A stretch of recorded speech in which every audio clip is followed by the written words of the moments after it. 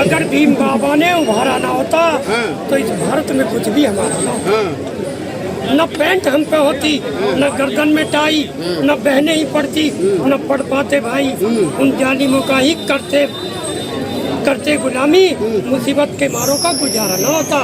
अगर भीम बाबा ने उभारा ना होता तो इस भारत में कुछ भी हमारा ना। अब क्या रुकता चल रही है 84,000 मंदिरों को, किसका बौद्ध स्तूप को मंदिर बना दिया। ये मीडिया जो है ना, केवल ये षड्यंत्र, जो मीडिया है वो षड्यंत्र। यदि आप नहीं सुधरोगे तो पूरा देश नहीं सुधरेगा। India that is Bharat. आप हिंदुस्तान क्यों कहते हो? क्यों बनते हो आप हिंदुस्तान? आप हिंदू क्यों बनते हो? मैंने तो बोला ही नहीं। और क्या बनते हो तुम ही पाखंडवाद फैला रहे हो। मोदी के पास है भाई, कौन मोदी है? क्यों नाम उसका लेते हो आप? क्यों नाम लेते हो? नाम लेने वाले आप लोग हो ना, आगे ऊपर चढ़ा रहे हो। पहले वंश था और यहाँ यदि पहले जाओगे 2-3 हजार में तो यहाँ मौर्य वंशी राज था, सम्राट अशोक का राज था। और यहाँ पूरा देश को देखिए, पूरा भारत मेरा क्या था, अखंड भारत था। पर आप जब तक हिंदू धर्म नहीं छोड़ेगा कौन सा रास्ता है? मैं 5 मिनट का समय लूंगा आपका। 2.5 मिनट में निपटाओ। 2.5 मिनट का पीछे को जाओ, थोड़े से पीछे।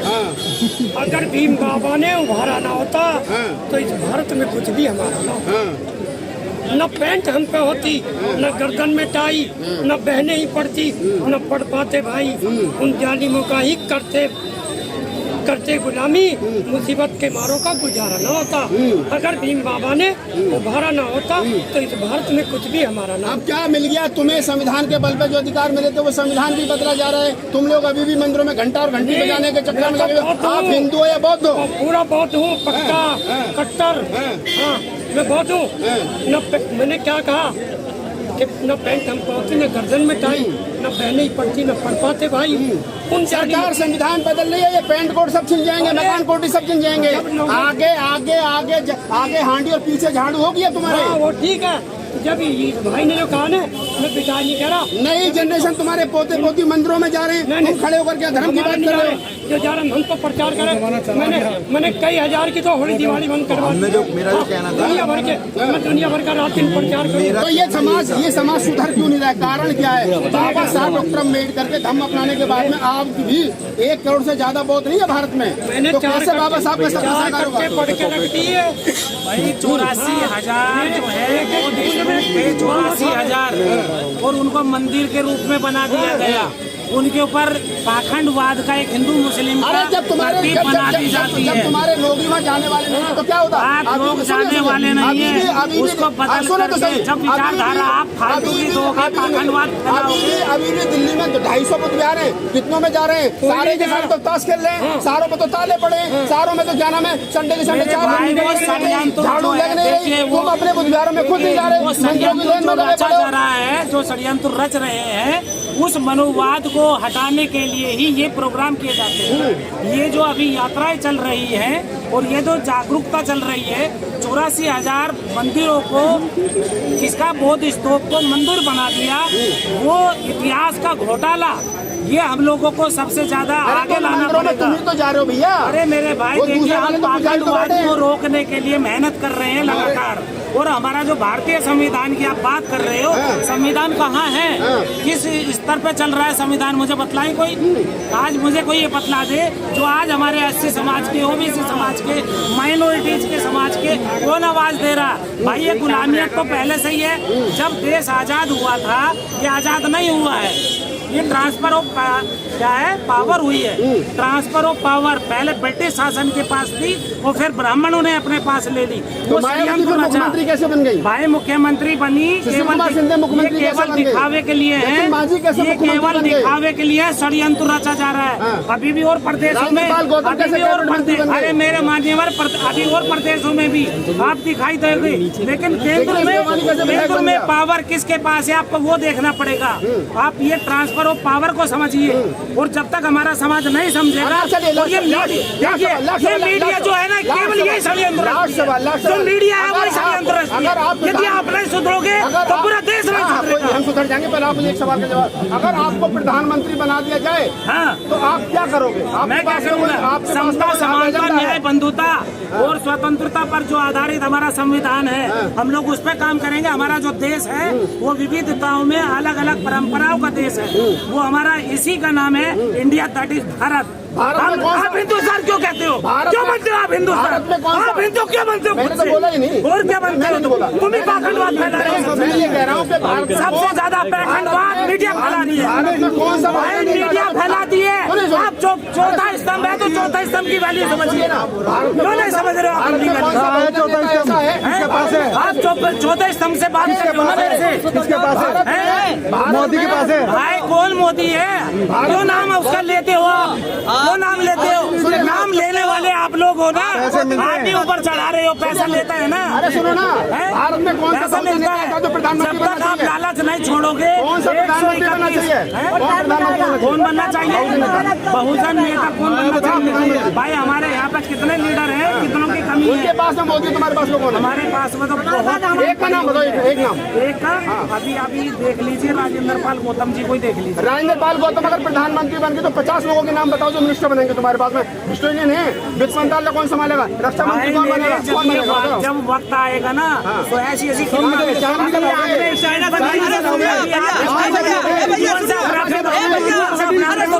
कहता है ना, उस पंडित की तो प्रधानमंत्री की बात हो। कौन से कार्यपालिका में बैठे हो? तो वोट भी तो आप ही दे रहे हो। अरे हम क्यों वोट देते हैं? हम तो लड़ाई लड़ रहे हैं। हम लड़ाई लड़ रहे हैं। आप वोट दे रहे हो, ईवीएम से वोट ले रहे हैं वो लोग, अपनी मर्जी से वोट ले रहे हैं। क्यों नहीं हटाने के लिए हम लड़ाई वो लड़ रहे हैं?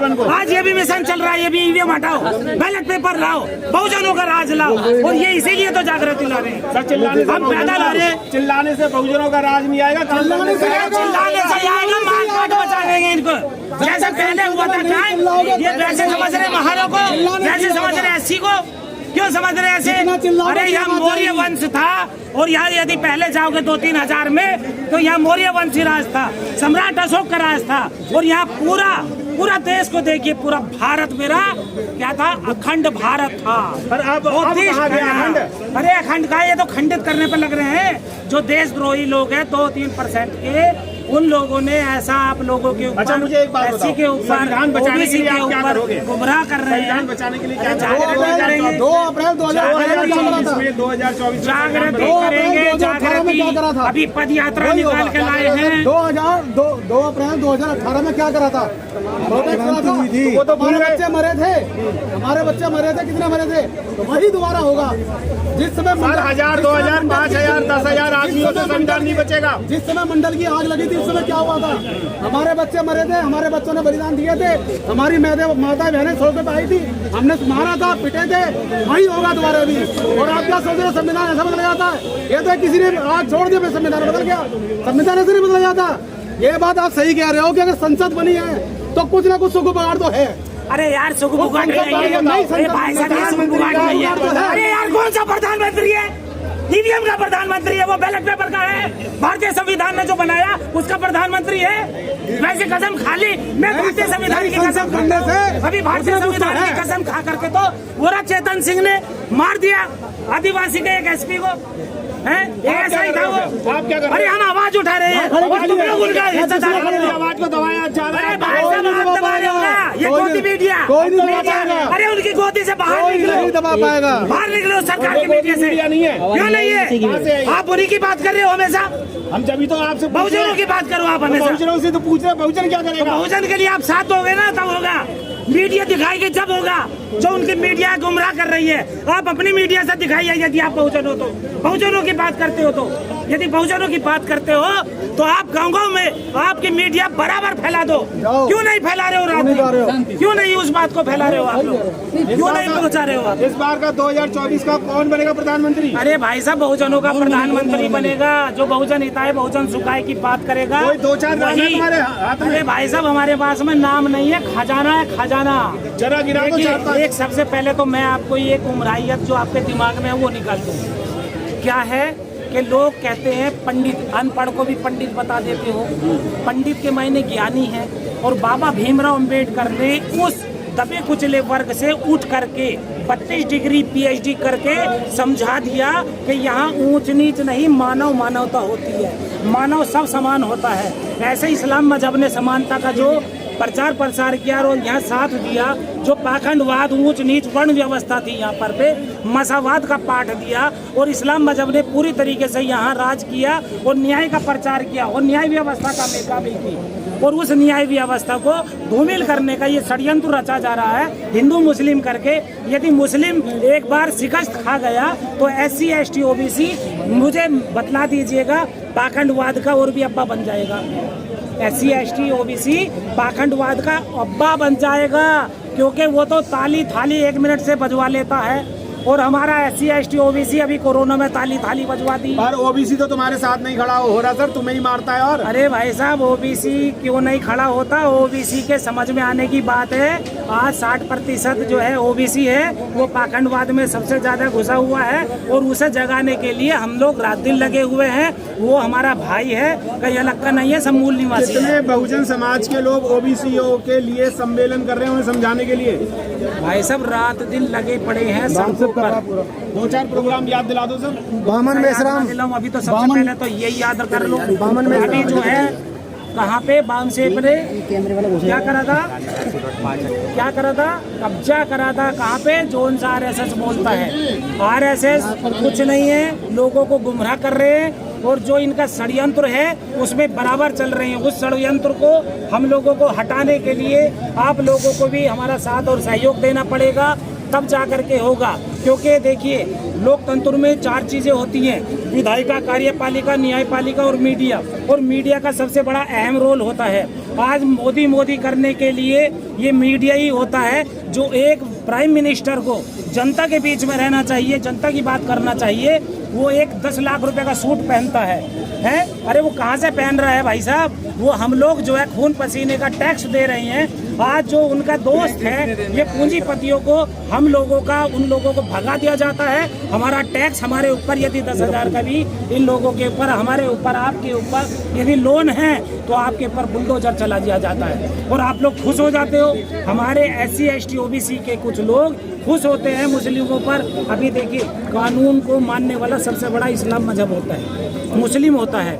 क्योंकि अतीक को कहाँ कस्टडी में था, न्यायिक कस्टडी में, पुलिस के होते हुए वहाँ उसको गोलियों से छलनी कर दिया जाता है। फिर उसका सारा कुछ छीनने के लिए पूरा उसकी कब्जा कर लिया जाता है और मुस्लिमों को कब्जा करके ये सोच रहे हैं कि SC ST OBC को दबा लेंगे आराम से। उसको हम लोगों को जागृत करने के लिए आप लोगों को जागृत अभियान में हमारा साथ देना होगा, तो तभी कुछ हो पाएगा। बिल्कुल, तभी हमारा भारत बचेगा और तभी हमारा देश बचेगा। India that is Bharat, not Hindustan. यदि हिंदुस्तान कोई कहता है उस पर आतंकवादी का, देशद्रोही का मुकदमा लगा दो। केवल भारत का हो, इंडिया का हो, ये सर्वधर्म संपन्न हमारा देश है।